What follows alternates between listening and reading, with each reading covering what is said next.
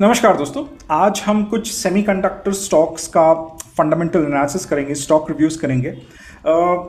But most important take away आपके लिए इस वीडियो से ये रहेगा कि जो हम सेमीकंडक्टर इंडस्ट्री का एक वैल्यू चेन एनालिसिस करेंगे, मतलब एक सेमीकंडक्टर चिप जो होता है, ये जो सेमीकंडक्टर चिप मैं आपको दिखा रहा हूँ, फोटो दिखा रहा हूँ या दो फोटोज दिखा रहा हूँ, इनके बनने में 4 स्टेजेस होते हैं, राइट, या 4 फेजेस होते हैं। और जो भी ग्लोबल कंपनीज हैं, इंडियन कंपनीज है, उन 4 फेजेस में एक तरह से क्लासिफाइड है, सेग्रीगेटेड है। और वो चारों फेजेस के डायनामिक्स पूरे अलग होते हैं, उसके बिजनेस मॉडल्स अलग होते हैं, उनके return ratios ROE ROC over a period of time अलग होते हैं, कुछ सस्टेनेबल होते हैं, कुछ सस्टेनेबल नहीं होते, ग्रॉस मार्जिन अलग होते हैं, ऑपरेटिंग प्रॉफिट मार्जिन अलग होते हैं, कुछ कैपिटल लाइट होते हैं, कुछ कैपिटल इंटेंसिव होते हैं। तो बहुत अलग अलग डायनामिक्स होते हैं ये चारों फेजेस के। और मैंने ये जो भी कंपनीज है, इंडियन कंपनीज, ग्लोबल कंपनीज को सेग्रीगेट किया है चारों फेजेस में। और over a period of time, मैं शॉर्ट टर्म की नहीं बात कर रहा हूँ, मैं बहुत लॉन्ग टर्म की बात कर रहा हूँ। बहुत लॉन्ग टर्म मतलब 2 से 3 साल की भी अगर मैं बात कर रहा हूँ, the returns that you will get from semiconductor stocks would be a function of in which stage और in which phase these kind of companies fit, right. तो ये एक बेसिक सेमीकंडक्टर का वैल्यू चेन एनालिसिस है। जैसे मैंने 4 stages बताए थे, वो 4 स्टेजेस मैंने यहाँ पे मेंशन किए हैं। But before coming to this value chain analysis, मैं एक छोटा सा एग्जांपल दूंगा so that you understand the criticality और the significance of these stages, right. तो you know, before kind of some time back, I used to work for this company called as Tata Steel. And Tata Steel में मैं जो modular kitchens होते हैं, आपको जो photos दिख रहे हैं 4 मॉड्यूलर किचन्स, ये मैं बेचता था। तो मैं बिजनेस हेड था मॉड्यूलर किचन्स का। टाटा स्टील मॉड्यूलर किचन्स बेचती थी। नॉर्मली हम सोचते हैं मॉड्यूलर किचन्स जो होते हैं वो वुड के होते हैं, but Tata steel being a steel company, ये स्टील के मॉड्यूलर किचन्स बेचती थी। तो हिंडाल्को जो है वो एल्यूमिनियम के मॉड्यूलर किचन्स बेचती थी, टाटा स्टील जो है वो स्टील के मॉड्यूलर किचन्स बेचती थी।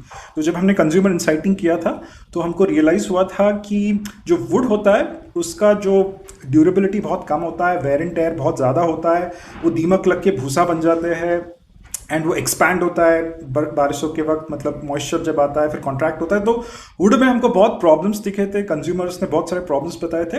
That's why we came up with a steel modular kitchen kind of a product, steel modular kitchens. और Tata steel, the fact that it is a commodity company, मतलब स्टील सरिया बनाती है, 8 से 9% ऑपरेटिंग प्रॉफिट मार्जिन होता है, बहुत सिक्लिकलिटी होती है बिजनेस में। So Tata steel wanted to get into a consumer facing business. तो उनको लगा कि हमको ऐसे प्रोडक्ट्स बनाने चाहिए जिनका डबल डिजिट मार्जिन्स हो। तो स्टील मॉड्यूलर किचन्स का एक कंज्यूमर फेसिंग प्रोडक्ट का डबल डिजिट एक तरह से मार्जिन्स होते हैं, 15% 18% मार्जिन्स वाले प्रोडक्ट्स बनने चाहिए, क्योंकि 8-9-10% मार्जिन वाले प्रोडक्ट्स में ऑलरेडी 100 साल से हम मैन्युफैक्चर कर रहे हैं।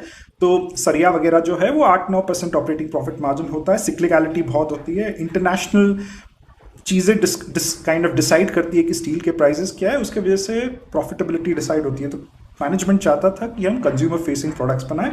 तो स्टील मॉड्यूलर किचन जो है वो एक प्रोडक्ट हमने एक तरह से कुछ 5 साल पहले डिस्कवर किया था, राइट। तो थोड़ा इसके डायनामिक्स समझा देता हूँ बिजनेस के, इसका वैल्यू चेन समझा देता हूँ, तब आपको एक तरह से सेमीकंडक्टर का वैल्यू चेन बहुत अच्छे से, criticality of semiconductor value chain आपको समझ में आ जाएगी, राइट। तो फॉर एग्जांपल हम लोग लेट्स से जो स्टील मॉड्यूलर किचन्स बनाते थे उसका लेट्स से जो सेलिंग प्राइस है वो 100 रुपीज़ है, मतलब 100 रुपये में हम किचन बेचते हैं। तो 100 रुपये में से जो 18% मार्जिन है वो डीलर लेके चला जाता था। मतलब 100 रुपये का अगर किचन बेचते थे हम लोग तो 18 रुपये जो है वो डीलर कमाता था, क्योंकि ऑफलाइन एक तरह से बिजनेस था ये टू स्टार्ट विद। तो डीलर 18% एक तरह से लेके जाता था, राइट। उसके बाद टाटा स्टील, द फैक्ट कि ये टाटा स्टील के ब्रांड के नीचे बन रहे हैं और बिक रहे हैं, तो 18% मार्जिन जो है वो टाटा स्टील लेके जाता था, राइट। तो 18% हमको मार्जिन मिलता था। तो हमारे मैनेजमेंट ने कहा था कि यार हमको कोई डबल डिजिट मार्जिन वाला प्रोडक्ट चाहिए, B2C प्रोडक्ट चाहिए, तो 18% मार्जिन है, सुपर, राइट। तीसरा जो हमारा कॉस्ट स्ट्रक्चर, ये एक तरह से कॉस्ट स्ट्रक्चर ही बता रहा हूँ मैं, करीबन 8% जो है वो लॉजिस्टिक्स का खर्चा होता था। तो ये जो मॉड्यूलर किचन्स बनते थे ये 4 से 5 जगह बनते थे इंडिया में, तो उनका ट्रांसपोर्टेशन जो कॉस्ट होता था, क्योंकि मॉड्यूलर किचन है, स्टील का है, एक भी डेंट लग गया तो बहुत प्रॉब्लम हो जाती थी, बहुत दिक्कत हो जाती। तो जो भी है बहुत संभाल के इनको पैकेज वैकेज करके लॉजिस्टिक्स एंड पैकेजिंग कॉस्ट जो होता था करीबन 8% होता था, राइट। तो अगर आप ये इनको टोटल कर दो तो ये करीबन 44% आपका कॉस्ट स्ट्रक्चर का हिस्सा बन गया, राइट। 56% जो है वो मैन्युफैक्चरिंग कॉस्ट था, राइट। तो आप कहोगे मैन्युफैक्चरिंग कॉस्ट इतना सॉलिड है, 56% है। तो बेसिकली मैन्युफैक्चरिंग टाटा स्टील नहीं करता था, हमने थर्ड पार्टी एसोसिएट्स या थर्ड पार्टी वेंडर्स को हायर किया था। एक बड़े कंपनी में बहुत सारे प्रोसेसेस होते हैं, अप्रूवल्स होते हैं, तो खुद का मैन्युफैक्चरिंग प्लांट भी डालना हो, चाहे कितना छोटा प्लांट क्यों ना हो, उसको अप्रूवल्स मिलने के लिए करीबन 18 to 24 मंथ्स लग जाते थे। तो उसके लिए आउटसोर्स्ड एक तरह से मैन्युफैक्चरिंग होती थी। तो मैन्युफैक्चरर जो है वो 56% एक तरह से कॉस्ट लेता था यहाँ पे, राइट। मैन्युफैक्चरिंग के भी 2-3 इंपॉर्टेंट कॉस्ट सेंटर्स थे। सबसे इंपॉर्टेंट उनका कॉग्स था, राइट। तो जो स्टील के किचन्स बनते हैं वो तो स्टेनलेस स्टील के बनते हैं या फिर नॉर्मल स्टील, गैल्वानो स्टील भी होता है, उसके बनते हैं। तो Jindal for example stainless steel के बनाता था, हम लोग जो है गैल्वानो के बनाते हैं। तो उसका कॉग्स जो करीबन 14% का होता था, जो steel plus man power plus उसका जो भी इंटरेस्ट वगैरह जो भी कॉग्स होता था मैन्युफैक्चरर के लिए, वो करीबन 14% का होता था, 14 to 15% का होता था, राइट। 30% जो है पूरे वैल्यू चेन में, 30% जो है वो एक्सेसरीज का कॉस्ट होता था। 30% जो है सबसे ज्यादा 8, 14, 30 वो एक्सेसरीज का कॉस्ट होता था। एक्सेसरीज होते क्या है? एक्सेसरीज ये होते हैं, तो जो आप किचन बनाते हो उसके अंदर का जो पार्ट होता है उसको एक्सेसरीज बोलते हैं, ये वाला पार्ट, राइट। और ये जो एक्सेसरीज होते हैं इसके इर्द गिर्द ही पूरे कैबिनेट्स बनते हैं, चाहे फिर आप वुड के बनाए, एल्यूमिनियम के बनाओ, स्टील के बनाओ।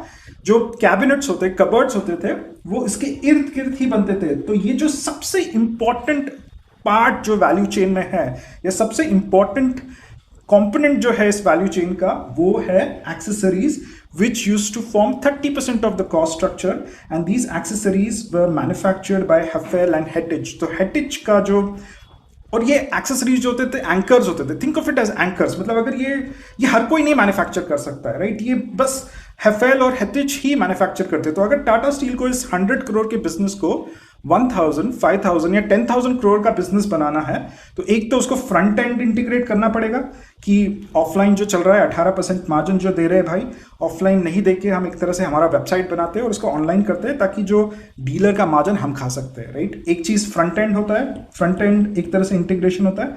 सेकंड होता है बैक एंड इंटीग्रेशन, राइट। तो सबसे ज्यादा वैल्यू 30% एक्सेसरीज में दिख रहा है, तो हम क्यों ना एक्सेसरीज मैन्युफैक्चर करना शुरू करें। अगर हम एक्सेसरीज मैन्युफैक्चर करेंगे और मैन्युफैक्चरिंग पूरा हम लेंगे, then we will get the maximum out of the complete pie, right. तो अगर टाटा स्टील को 5,000, 10,000, 50,000 करोड़ का बिजनेस बनाना है मॉड्यूलर किचन का, so it will have to start manufacturing accessories. तो accessories is the anchor of the complete business. जो cost structure में सबसे ज्यादा वैल्यू डिराइव करते हैं वो एक्सेसरी कंपनीज, हेटिच, हेफाल जैसे कंपनीज, गोदरेज जैसे कंपनीज डिराइव करते हैं। क्यों डिराइव करते हैं? क्योंकि बहुत ज्यादा R&D करते हैं, डिजाइन्स बहुत जबरदस्त होते हैं, कैटलॉग्स बहुत बड़े होते हैं, कस्टमर देख के खुश हो जाता है। And it is around these anchors that the whole industry designs its product, whether it is wood, whether it is steel, whether it is aluminum, right। तो इस वैल्यू चेन एनालिसिस में एक्सेसरी प्लेयर्स जो है वो सबसे important players होते हैं, right. तो अब सेमीकंडक्टर वैल्यू चेन पे आते हैं। ये 4 एक तरह से फेजेस हैं, 4 प्लेयर्स होते हैं, 4 स्टेजेस होते हैं। आप मुझे कमेंट बॉक्स में बताइए, मैं पूरा एनालिसिस कर दूंगा, पूरा आपको डिटेल्स दूंगा। Which out of these 4, right, is the most important player, और which out of these 4 derives the maximum in the complete cost structure with regards to gross margins, operating margins, return ratios। ये चारों में से सबसे important phase, stage कौन सा है, right. जैसे एक्सेसरी प्लेयर्स जो है वैल्यू एडेड बिजनेस है उनका, राइट। जो उनके मार्जिन होते हैं 20-25% प्लस के मार्जिन होते हैं। टाटा स्टील के मार्जिन 18% है, राइट। 18 या 15% होते थे, ज्यादा नहीं होते थे, राइट। तो इन 4 काइंड ऑफ स्टेजेस में से, या फिर इन 4 स्टेजेस में से आप मुझे बताइए कि कौन सा स्टेज जो है that can kind of create the most value for investors, right. तो will start with the analysis now. The first stage is chip design, chip and IP design. तो इंटेलेक्चुअल प्रॉपर्टी होती है, राइट। बहुत सारे companies होते हैं जो designing करते हैं। तो आप सेमीकंडक्टर चिप्स की बात करें तो किसी ना किसी को तो डिजाइन करना पड़ेगा, चिप्स को डिजाइन करेंगे तो ही तो प्रोडक्ट बनेगा ना। आप जब कोई ऐप बनाते हो तो सबसे पहले आप डिजाइन करते हो, then you kind of build the app, then you build the product, right. तो chip design is the first important stage over here. इसमें तीन तरह की कंपनीज होती है, राइट? एक तो फैबलेस कंपनीज होती है। Fabless companies are the companies which design the chips but they do not manufacture the chips, right? तो ये मैंने ग्रीन में हाईलाइट किया है कौन से ग्लोबल प्लेयर्स है। क्वालकॉम, एनवीडिया जो है ये फैबलेस चिप मैन्युफैक्चरर्स है। इंडिया में टाटा एलेक्सी, मॉसचिप एंड एएसएम टेक्नोलॉजीज जो है जो चिप डिजाइन करते हैं बट मैन्युफैक्चर नहीं करते। तो fabless companies are the first type of chip designers, right? Second is integrated design manufacturers, ये कंपनीज जो होते हैं वो डिजाइन भी करते हैं और मैन्युफैक्चर भी करते हैं। तो इंडिया में फिलहाल ऐसी कोई कंपनी नहीं है। सैमसंग और टीएसएमसी इंटरनेशनल, टीएसएमसी जो वियतनाम नहीं बोल रहा, ताइवान की सबसे इंपॉर्टेंट कंपनी एक तरह से है, वो टीएसएमसी है, राइट? तो फिर ये जब चिप डिजाइन होते हैं तो इसमें आपको कुछ सॉफ्टवेयर टूल्स लगते हैं इलेक्ट्रॉनिक डिजाइन ऑटोमेशन के लिए, राइट? ये डिजाइनिंग का पार्ट ये जो दो कंपनीज इंटरनेशनली बनाते हैं, सिनॉप्सिस और केडेंस, और इंडिया में एचसीएल और टीसीएस बनाने की कोशिश कर रहे हैं। तो software tools to kind of design these chips, right? So this is the first phase of semiconductor chip manufacturing, right? The second phase is the fabrication phase, right? तो fabrication मतलब manufacturing, right? तो इसमें भी तीन तरह की companies आती है। सबसे पहली जो है फाउंड्रीज। तो जैसे आप स्टील के फाउंड्रीज होते हैं, स्टील जब बनता है तो वो फाउंड्रीज में बनता है। तो यहाँ पे आप ये सब लोहा वगैरह देख रहे हो, ये स्टील फाउंड्रीज कहते हैं इनको। स्टील जहाँ पे बनता है उनको रिफ्रैक्टरीज बोलते हैं, फाउंड्रीज बोलते हैं, राइट? उसी तरह चिप भी मैन्युफैक्चर होता है इन फाउंड्रीज में, राइट? तो एक एनवायरनमेंट ऐसा होता है जहाँ पे उसको एक बोलते हैं ना, एक पूरा एक रूम होता है, लैब होता है, जिसको बहुत एक तरह से कुछ उसके टेम्परेचर वगैरह मैनेज करके वो एक तरह से फाउंड्री बुलाते हैं, उसको फैब्रिकेशन बुलाते हैं, राइट? तो इसमें इंटरनेशनली टीएसएमसी और सैमसंग है, और इंडिया में टाटा इलेक्ट्रॉनिक्स और वेदांता एक्सपैंड कर रहे हैं। तो नए अपने प्लांट्स जो है वो डालकर फैब्रिकेशन एक तरह से बिजनेस कंडक्ट करेंगे, मैन्युफैक्चरिंग करेंगे चिप्स की, simple as that, right? Fabrication में आपको रॉ मटेरियल केमिकल्स लगते हैं, वो कुछ कंपनीज होते हैं जो वो एक तरह से सप्लाई करेंगे। एंड देयर आर इक्विपमेंट, सो जो भी आप चिप मैन्युफैक्चर कर ले उसके लिए आपको इक्विपमेंट्स चाहिए, वो एटीएम एंड एएसएमएल इंटरनेशनली एक तरह से प्रोवाइड करते हैं, right? So fabrication is the second phase of chip manufacturing. Third phase is packaging, testing and assembly. इसको ओसैट कहते हैं, राइट? तो मैं दिखा देता हूँ ये किस तरह होता है। These are the OSAT facilities, right? तो नोएडा में ओसैट फैसिलिटी आ रही है, राइट? तो ये ओसैट फैसिलिटीज है, राइट? इसमें एक तरह से टेस्टिंग होती है, पैकेजिंग होती है, असेंबली होती है चिप्स की, right? So the packaging and testing of chips are done by Amkor and ASE internationally, SPEL Semiconductor, CG Power, which is like another company which we need to analyze, और सिरमा जो है, ये companies जो है एक तरह से ये फैसिलिटीज को एक्सपैंड कर रहे, बना रहे हैं। तो नोएडा में आई थिंक सो SPEL की फैसिलिटी आ रही है, राइट? दूसरा जो होता है कि जब आप ये इतनी फैसिलिटी बना रहे हो, ये एनक्लोज एनवायरनमेंट में आप इतना सब कुछ कर रहे हो, right? Then you require equipments to kind of do that. तो internationally Advantest and Teradyne are companies which provide the equipments which do the testing, assembly and everything, right? आपको पावर इलेक्ट्रॉनिक्स की जरूरत होती है, so Indian companies like Solex energy, RIR power, Polycab, ABB India, MIC electronics, ये जो companies है ये थोड़ा इलेक्ट्रॉनिक्स का सप्लाई करते हैं जो इक्विपमेंट बनते हैं, right? So this is the third phase. And then the final phase is the end customer phase. Customer के सबसे करीब रहोगे आप। तो EMS, मुझे EMS के बारे में ज़्यादा बोलने की ज़रूरत नहीं है। डिक्सन, केन्स, सिरमा, MIC, ये काफ़ी फेमस कंपनीज है, स्पेशली डिक्सन और केन्स काफ़ी फेमस कंपनी है। एंड जब ये चिप्स बन जाते हैं तो ये OEMs जो है वो अपने स्मार्टफोन्स में, कंप्यूटर्स में, व्हीकल्स में, कार्स में, जहाँ पे भी जितने भी मल्टीपल एप्लीकेशंस है इन काइंड ऑफ चिप्स के, वो एक तरह से लगाते हैं, right? So this is the complete semiconductor का वैल्यू चेन। इसमें से आप मुझे बताइए कि कौन से फेज में सबसे ज़्यादा रिटर्न रेशियोज, ग्रॉस मार्जिन्स कब किक इन होंगे, कितना वक्त लगेगा, right? Do a value chain analysis and decide which companies we need to explore further. तो आज तो हम दो कंपनीज एनालाइज करेंगे. So the first company that we analyze is MosChip technologies. जैसे मैंने बताया ये फैबलेस चिप्स बनाती है. मॉसचिप का जो स्टॉक प्राइस है पिछले I think 10% gains 45% in the last 9 days. तो स्टॉक मॉसचिप का जो स्टॉक प्राइस है काफ़ी ऊपर गया है. पिछले 5 साल में एक अपवर्ड ट्रेंड में है. यहाँ पे एक बहुत ऊपर जाके बहुत गेन्स मिले थे बट फिर कंसोलिडेट नीचे कर रहा है. And in the last 1 year फिर से कंसोलिडेट कर रहा था स्टॉक प्राइस. एंड बहुत recently it started going up. तो बहुत रिसेंटली जब सेमीकंडक्टर एक कॉन्क्लेव भी हुआ था, the stock price kind of went up. तो मॉसचिप का स्टॉक ऊपर है, काफ़ी ऊपर है, राइट। अगर आप देखोगे पिछले एक साल का year, you compare June 2025 to June 2024, the sales are up 70%, right. The net profit is up 175% and the EPS is up 172%। तो फिनोमिनल नंबर्स है।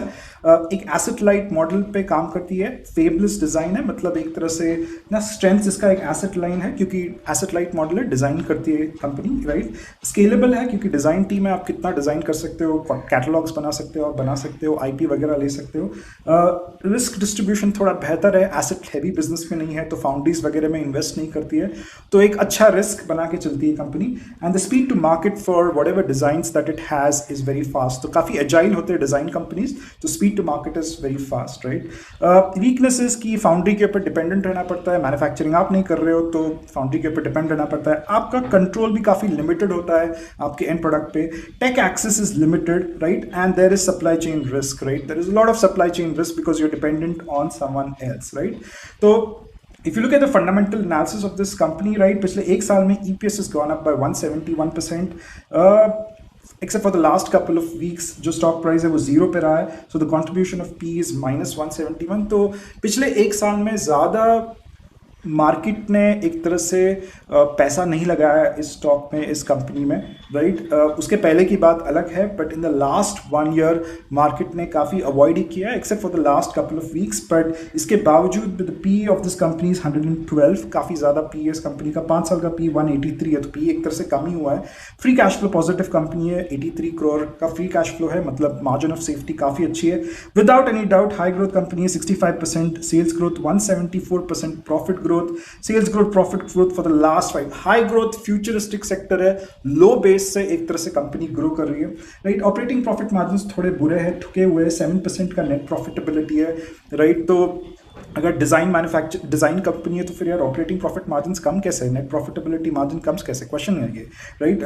Answer this question in the comment box. ROE ROC तो जबरदस्त होना चाहिए, right. ROE ROC 7% है, 8% है। एक बहुत अच्छी बात है इस कंपनी की, CFO टू EBITDA बहुत स्ट्रॉन्ग है इस कंपनी का, राइट। ये कंपनी जो है वो एक तरह से 46% एक्सपोर्ट्स करती है, राइट, और काफ़ी सारे एंड इंडस्ट्रीज़ के साथ काम करती है। डिफेंस है, राइट, इलेक्ट्रॉनिक्स है, कंज्यूमर इलेक्ट्रॉनिक्स है, ऑटोमोबाइल्स है, राइट। तो एंड इंडस्ट्री रिस्क इतना ज़्यादा नहीं है, बट क्लाइंट कॉन्सेंट्रेशन रिस्क थोड़ा है। 5 से 7 कंपनीज बहुत ज़्यादा बिजनेस देते हैं, राइट। इस कंपनी का पब्लिक होल्डिंग जो है वो करीबन 54% है और प्रमोटर होल्डिंग अराउंड 45-47% है, तो थोड़ा वो देखने की ज़रूरत है। करीबन 2.5 लाख रिटेल इन्वेस्टर्स इस स्टॉक में एक तरह से इन्वेस्टेड है, बट FIIs DIIs कोई ज़्यादा है नहीं। तो हाईली कैपिटल इंटेंसिव बिजनेस है। इनका जो डिफ्रेंसिएशन है वो इनके मैन पावर से आता है, राइट। तो ऑपरेटिंग प्रॉफिट मार्जिन थोड़े कम हो सकते हैं क्योंकि मैन पावर को ट्रेन करना, टैलेंटेड मैन पावर अट्रैक्ट करना, ट्रेन करना बहुत इंपॉर्टेंट है, बट ये एक हाइपर ग्रोथ कंपनी है एंड इसका स्टॉक प्राइस काफ़ी ऊपर जा चुका है। तो ये फैबलेस डिज़ाइन के अंदर ये कंपनी एक तरह से आती है, राइट। एक चीज़ मैं बोलना मिस कर दिया कि वेदांता एंड टाटा इलेक्ट्रॉनिक्स जो है they are building fab facilities. तो मैन्युफैक्चरिंग की जो मैं बात कर रहा था वो वेदांता एंड टाटा इलेक्ट्रॉनिक्स जो हम एनालाइज करेंगे, मुझे नहीं लगता टाटा इलेक्ट्रॉनिक का एक स्टॉक, टाटा इलेक्ट्रॉनिक लिस्टेड है, but Vedanta is definitely what we'll analyze. And CG power infra and Syrma are expanding in the OSAT facilities. तो ये दोनों स्टॉक्स को तो हमें ज़रूर एक तरह से एनालाइज करना है। SPEL जो है, SPEL semiconductors, it's a pure play OSAT facility game, और इनके जो OSAT फैसिलिटीज़ है वो कंप्लीटली तैयार है, तो इस कंपनी को भी हमें एनालाइज करना है।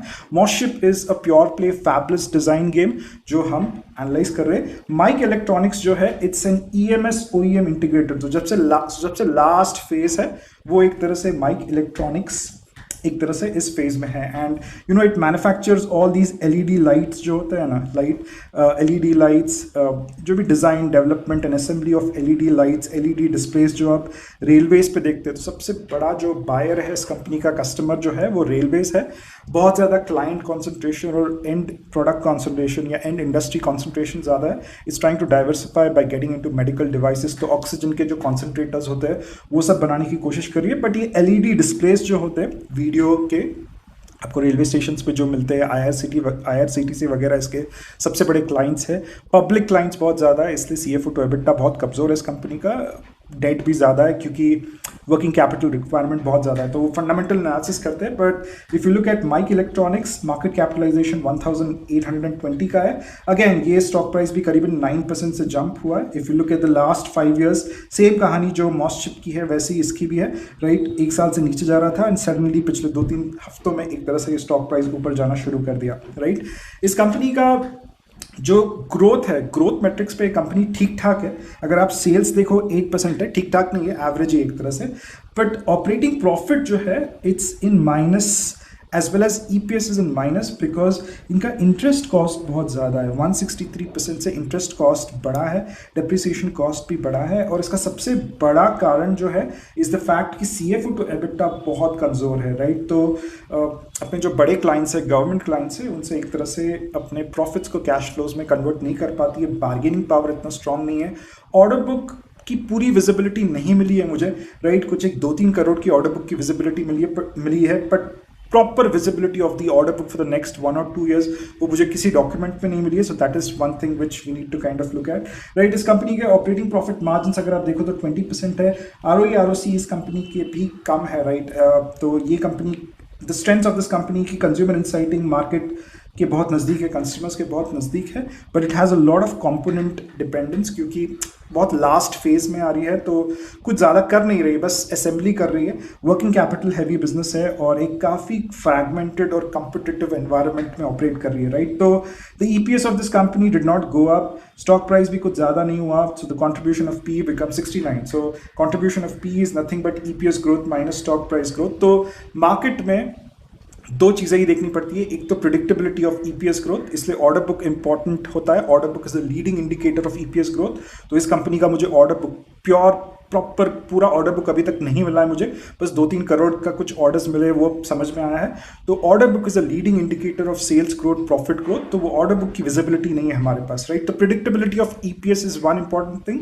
Second is contribution of PE। PE कितना है, PE ज़्यादा है कम है, तो इस कंपनी का PE जो है 191 है, तो बहुत ज़्यादा PE है इसका, राइट। 131 का एक तरह से पिछले 5 साल का PE है, राइट। सेल्स ग्रोथ 56 है, तो एक ग्रोथ कंपनी है, बट द फैक्ट कि उसका बिजनेस मॉडल इतना कमज़ोर है एक तरह से क्योंकि फ्रैगमेंटेड कॉम्पिटिटिव बिजनेस में ऑपरेट करती है, प्राइसिंग पावर नहीं है, बैरियर्स टू एंट्री काफ़ी कम है।